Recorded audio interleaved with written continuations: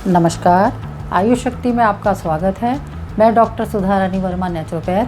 आज आपसे बात करूंगी एसिडिटी के विषय में कि एसिडिटी क्या होती है और ये क्यों बढ़ जाती है।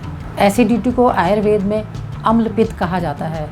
और अम्ल पित्त क्यों कहते हैं कि जब हमारे पेट में एसिड बढ़ जाता है तो एसिड बढ़ने के कारण साथ साथ पित्त भी बढ़ जाता है, इसलिए इसको आयुर्वेद में अम्ल पित्त कहा जाता है। एसिडिटी का सीधा संबंध डाइजेशन से है।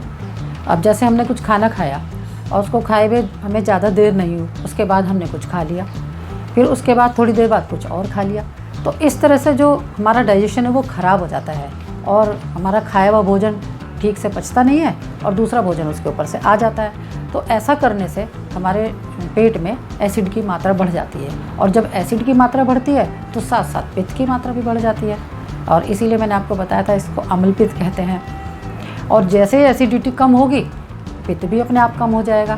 तो जब एसिडिटी बढ़ती है तो एसिडिटी बढ़ने के कारण पेट में जलन, छाती में जलन, गले में जलन, उसके अलावा आँखों में जलन, फोड़े फुंसियाँ निकलना, पित्त का बढ़ जाना और गंदी गंदी डकारें आना, सांस फूलना, ये सारे लक्षण होते हैं जब एसिडिटी बहुत अधिक बढ़ जाती है। एसिडिटी का बाहर निकलना बहुत ज़्यादा ज़रूरी है।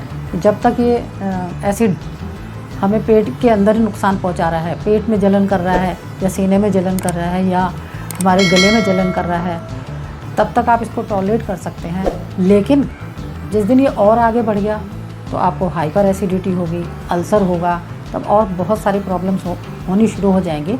तो हमें इसको शुरू में ही क्योर कर लेना चाहिए और हमें ऐसा इंतज़ार नहीं करना चाहिए कि ये जो एसिड है, ये जो एसिडिटी है, ये जो प्रॉब्लम है ब्लड के साथ घुल जाए।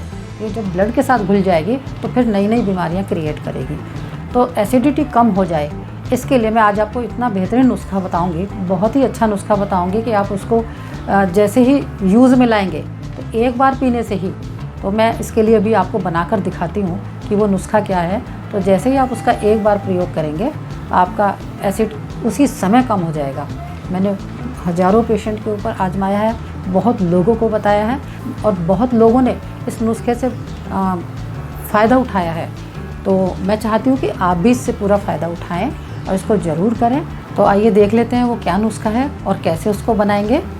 तो ये नुस्खा बनाने के लिए हमें 3 चीज़ें लेनी है। एक ये है सौंठ का पाउडर पिसा हुआ है, और ये है धनिया पिसा हुआ, और ये है शहद।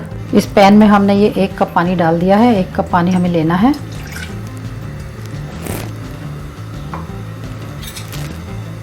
और 1 चम्मच सौंठ का पाउडर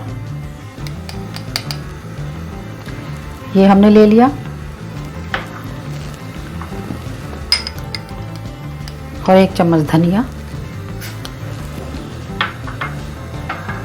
इन दोनों को हम बॉईल होने देंगे। जैसे ही ये बॉईल शुरू हो जाएगा होना, गैस कम कर देंगे। अब इसमें उबाल आना शुरू हो गया है।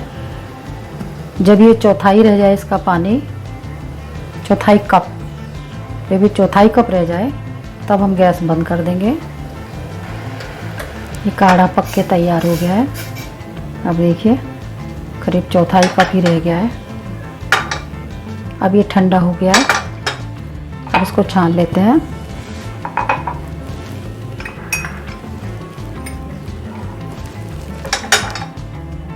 ये देखिए ये चौथाई कप बन के तैयार हो गया है। अब हमें इसमें 1 चम्मच भर के शहद मिलाना है।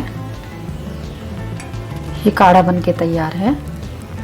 ये एक ही खुराक हमारे डाइजेशन को इम्प्रूव कर देती है और जो स्टमक में एसिड भरा हुआ है वो सारा एसिड बाहर निकल जाता है, पाचन ठीक हो जाता है। और इसको आप, वैसे तो ये एक ही बार काफ़ी है काढ़ा पीना, लेकिन फिर भी अगर आप इसकी 3 खुराक, एक सुबह, एक दोपहर और एक शाम को पी लें तो बहुत अच्छा रहेगा। 6-6 घंटे बाद आप इसकी एक एक खुराक ले लें।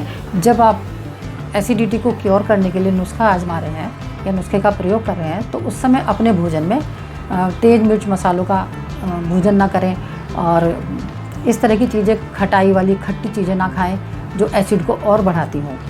सिंपल सादा भोजन करें जो एसिडिटी को शांत करने वाला हो। तो मैं उम्मीद करती हूँ मेरी ये आज की दी गई जानकारी आपको पसंद आई होगी और मेरी जानकारी अगर आपको पसंद आई हो तो आप मेरे वीडियो को लाइक करें, शेयर करें और मेरे चैनल को सब्सक्राइब ज़रूर करें। नमस्कार, धन्यवाद।